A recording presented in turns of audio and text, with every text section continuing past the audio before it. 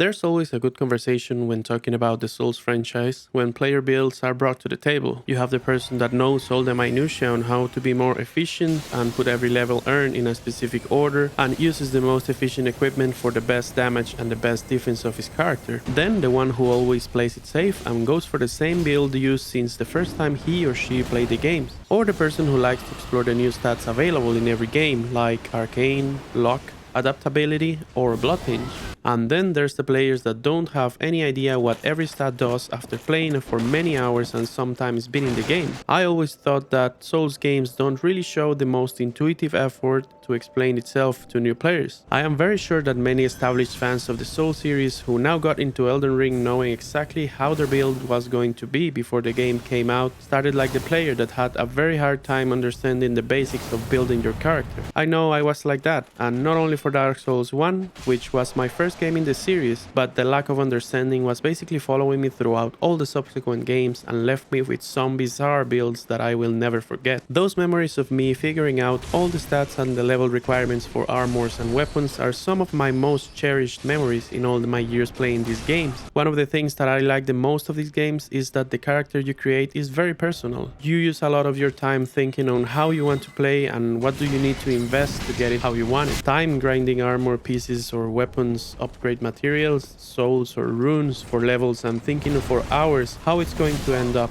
At the end, each build is unique for the player who created it. I have asked many people this question before. Do you remember how was your first build? And almost nobody can answer me with certainty, but almost always there's a laugh in the middle of the talk because they remember how different and strange it was from how they work their builds now. It's a shame that these memories get lost in old consoles that don't work anymore, or old hard drives that used to have the save data of your first run in these games. And if you've been playing for as long as I have, probably you won't remember how the first time was. I've played on consoles all my life until Elden Ring, which I played on PC for my first playthrough. I realized the other day I still have all the consoles where I played these games for the first time and thought it would be fun to revisit my past first builds to see how different and strange they were at the time, starting with the better or some of my best memories, the Xbox 360. This really was one of the best generation of video games ever in my opinion, but most importantly it was the platform that introduced me to my first Souls in 2013. Dark Souls 1, running at a whopping 720p resolution, which was actually pretty good at the time, but at 25-ish frames per second and sometimes dropping into the tens territory. I remember I felt the word immense and was constantly lost, which made me search guides on YouTube to properly go through the game. But most importantly, going with the theme of this video, trying to figure out what the stats were, because I wasn't understanding anything to be honest. Also add to that I was just learning English at the time, and that led me to just dump some levels randomly throughout the game with no real clue on what I was going to get at the end. Getting into the game, I see my character with Havel's helmet and the stone armor, and I know that we are up for a good start. Oh yeah, look at that beauty. Havel's helm, storm armor, crimson gloves. Oh, I see why. And Havel's leggings. Yes, the I'm gonna tank everything build. At least we have good poison resistances. We also have the Gravelord sword +3 only, and there's a good reason for that. It's that I hate with my whole self fighting against the stone demons, so I never got enough Demon Titanite to upgrade it, which doesn't really matter because this weapon does not upgrade with the rank scaling for strength and dex at maximum. It stays at E scaling all the time, but I didn't know that at the time. I just wanted the biggest damage number in the weapon I was using, and that was enough for me. I see that we also have the Crystal Shield, which is a good choice, especially here in Anor Londo, since it does have good lightning resistance and 100 physical reduction. In the rings, obviously we need the Havel's ring since we are a walking food truck, and also the Ring of Steel Protection, which gives extra defense versus physical attacks. The Ring of Flavor and Protection would be the better choice for sure, but I didn't know of its existence at the time. I remember choosing the Warrior class and something other than the Master Key as the starting gift, but I'm glad I didn't, because it made me learn the level design myself and go through all the game without missing any areas like you can with the Master Key. According to the levels, I think I didn't do many bad choices. I see I used 2 levels in Attunement, then 4 levels in Resistance and 2 other in Intelligence. So 8 levels that I could have used in other stats that would have benefited my character much more. It seems like I was going for a quality build but ended up getting strength based without realizing it. Again, it doesn't matter since the Gravelord sword has E scaling in both stats. And I remember that I used the Drake sword for a long time also, which doesn't have any stats bonus at all. But again, I didn't understand any of that at the time, so I just played with the weapon that did more damage. I think that the worst mistake I did was choosing those weapons. They are good at the beginning of the game, but once you understand a bit more of the mechanics of stat bonuses, infused weapons and other types of movesets, other than the sword moveset, you can have a lot more fun trying other better options. Not to mention magics and miracles. But I didn't even know how to select magic, let alone what they did or how they scaled, so that was out of the question. After I finished with Dark Souls 1, I was ready for the next installment. At the end of 2014, I got Dark Souls 2. With Dark Souls 2, my first impressions were great. The graphical work and design looked great and the game felt different. Almost too different, but I liked what I was seeing and playing at the time. It was until much later when my excitement for the game was lower and I could see it with a more critical eye. Even if this wasn't the sequel I was expecting it to be, I really had a great time traveling Drang Lake with my large glob build, literally smashing every living thing that wanted to erase me from the planet. I really liked that I chose the large glob here. It was a weapon type that I didn't try in Dark Souls 1 and had enough damage to get me through the game. The only thing that I didn't like about this game's large weapons is that if you move the left thumbstick after hitting the attack button, the character will move the attack with the same thumbstick movement, so I just needed to press R1 and don't touch anything else until the attack ended. It was annoying, but I could deal with it. I actually started with a normal longsword infused with fire, which was my first time playing with infusions on weapons, and that lasted me for a good percentage of the game until the enemies were too strong for the low physical damage of the sword, not to mention the fire resistant enemies. So I opted for a full physical weapon like the large club. My armor of choice to finish the game was Velstats. Good physical resistance and great fashion, honestly. I recall using Vengirl's armor for a long time too. We have an All Knight's shield +7 for no particular reason, and the rings are all towards physical damage negation, maximum load, and the ring of binding because no one likes to play with half health. But the most important thing I see from this build is this. Yes, 5 adaptability. The description is the following. Raises various attributes to ensure one's survival, boosts agility and various resistances. So no mention of the most important feature of the stat, with the iframes of the roll, so no levels for that in this build. Everything else looks normal actually. Another quality build with a bit more strength, which does help for the weapon we're using. And I also like that the fire spells don't have faith level requirements, so I was able to try one in this game with the Pyromancy Flame. I think I used it very briefly, but at least it was something new for me. Not really much going on here. I went for the same route as DS1, but with more variety in weapons. April 9th of 2016. I remember that day like if it was yesterday. I got my PS4 and a copy of Dark Souls 3 the same day. A console and a game that I was waiting for since 2014, when I first played and finished Dark Souls 2 in my 360. It's actually insane to think how From Software was able to release Dark Souls 2, Bloodborne, and Dark Souls 3 just 1 year apart of each other with the quality they were able to achieve. Bloodborne was in my radar at the time, but I was waiting for a bigger reason to buy the PS4. And Dark Souls 3 was the final trigger for me to buy it, and oh boy, was I ready for this game. The quality of the gameplay and visuals compared to Dark Souls 2 was immense, and like I said in my previous video, is for me at least the best follow-up game after playing Elden Ring for the new FromSoft fans. I thought of using my PS5 to record this gameplay because of better performance, but come on. What's the fun in that? This is how I played it first. The original PS4 with choppy frame pacing at 30 FPS. And I wouldn't have it any other way. Let's go back over 6 years in time now. Continuing with the pattern of the previous builds, this is a melee based build. By this time, I like to first play the games with melee weapons to better understand the bosses and enemies' movesets. And after the first playthrough, I started to explore different builds.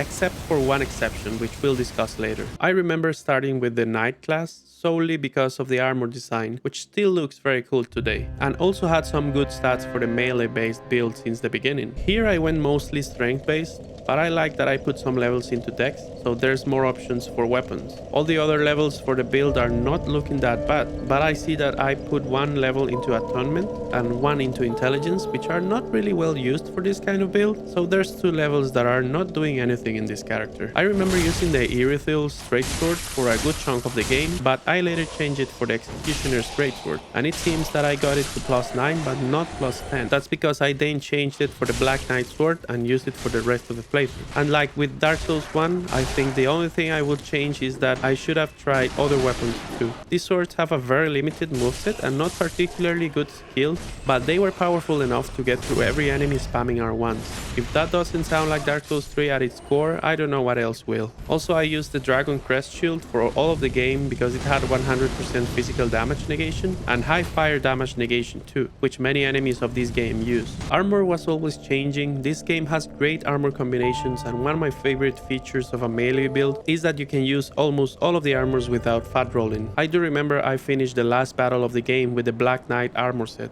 This build gives me a lot of good memories. There are very few video games that have the same magic Dark Souls 3 has. It will always be one of my favorites because of that. Since I already had the PS4, it was a matter of time till I got Bloodborne. And let me tell you, I was stubborn about this game at the time and felt like the essence of the Souls franchise was not going to be replicated by the more gothic and dark style of Bloodborne. Gone were the armors, the castles, and the fantasy feeling of the other games. Now with the Victorian European style that makes Bloodborne unique against the other titles. It was hard for me to accept it, but I'm glad I stuck with it, because it ended up as my favorite FromSoft game when I finished it. And until today, only Elden Ring was able to surpass it, but I'm not even completely sure about that. Bloodborne is the only game that I haven't played with a different build other than the one I made for my first time, so it will be interesting to see what exactly I created for the first and only time I played this game. I remember that my started weapon was the Hunter's Axe, which served me enough until I got Ludwig's Holy Blade, and then it was no turning back. I married with that weapon and never used a different one. For some reason, I have the Whirling Saw +10 too, which I'm not sure why, but now I am tempted to try it more because I see it has S scaling in strength. And checking the stats, we can see that again, strength was the main stat for the character, with some levels dropped into Blood Tinge and Arcane. Blood Tinge doesn't really give a lot to this build, but Arcane is usable for the weapons I'm using, as well as Augur of Ebrietas and Bloodborne's own Bloodhound Step called the Old Hunter Bone, which I used a lot throughout my playthrough. Right now, the only thing I would change for this build is the levels I used in Blood Tinge. They would have been better in Strength or even Arcane. This was really a straightforward build, not much to talk about honestly, but other than that, I think I would really like to play with a different build altogether. I owe it to this masterpiece that is Bloodborne. The very last game I played from the Souls series before Elden Ring was actually the first of its kind. Demon's Souls was something I always wanted to experience, but I never got myself to buy a PlayStation 3 when it was around, and just got my first one in 2019. And then, some months later, the remake was announced for the new PS5 in 2020, so I planned to play the remake instead for the first time once I got myself the system. But of course, that wasn't going to happen so easily. I waited months for the PS5 to be available for less than $2,000 in my country, and since it just refused to happen, I went back and played the PS3 version instead. And honestly, it's great. It feels a bit old, but the gameplay and the atmosphere is so good that it makes the game feel good all the way through. I started playing with the same idea for my first build as the other game, melee all around, specifically strength, which I got to 26 only, with a +7 claymore and heavy armor. I went through maybe 50% of the game this way. Then I started leveling magic, since I heard in other videos that magic was that much overpowered in this game. And oh boy, they were right. Soul Ray alone carried me throughout the whole game after that, but it was very nice to play as a mage with heavy armor and heavy weapons too. So I used magic until I emptied all my FP points and then continued with melee, or used both styles, melee close to the enemy and then went back for magic range attacks to finish it, especially in boss fights. It was so good that I incorporated this style in Elden Ring for my first build too. Also, it helped that the catalyst doesn't need to be upgraded to be used. You just equip it and that's the same one you will use for the rest of the game.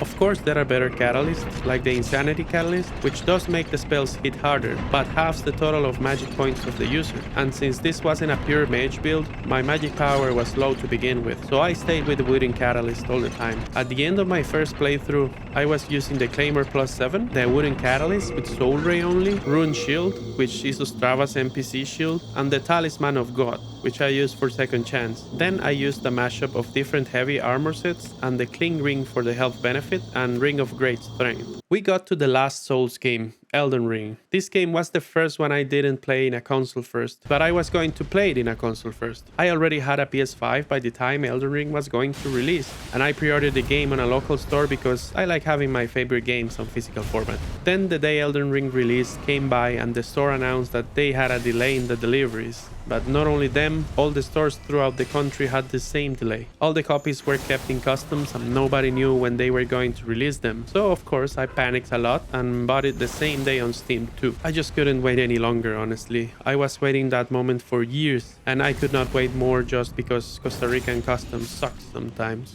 Right.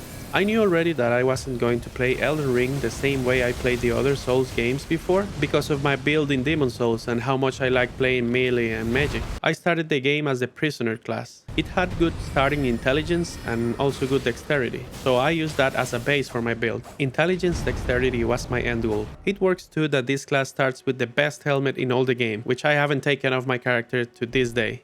Beautiful. I went through most of the game with these two weapons, the Demi-Human Queen's Staff and Roger's Magic's Rapier, basically because I wasn't finding enough upgrade materials for these two weapons, let alone starting from scratch in a new weapon I wanted to use, since both use normal smithing stones. And if there's something I think Elden Ring needs for the early game at least, is more smithing stones, or at least a way to farm them. Because of that, I was stuck with the weapons I upgraded the most throughout my game. I also was using the Carrying Knight armor set, since it was good defense in a light armor and worked for me for a long time too. Adding to my armament, Magic Glintblade was really the start of the show through most of my first game. Being able to cast several shots before they start going to the target was one of the best ways to stack damage quickly, in the early game at least, and I kept using it almost through the entire adventure, just changing it later for better spells like Glintstone Comet Shard, Adula's Moonblade and Loretta's Mastery, just to mention some of the best spells in the game for normal spell combat. In the end, I kept my character in level 151 because I didn't want to be too overleveled for the eventual DLC, so I stopped leveling once I hit that number. I ended with 45 Vigor,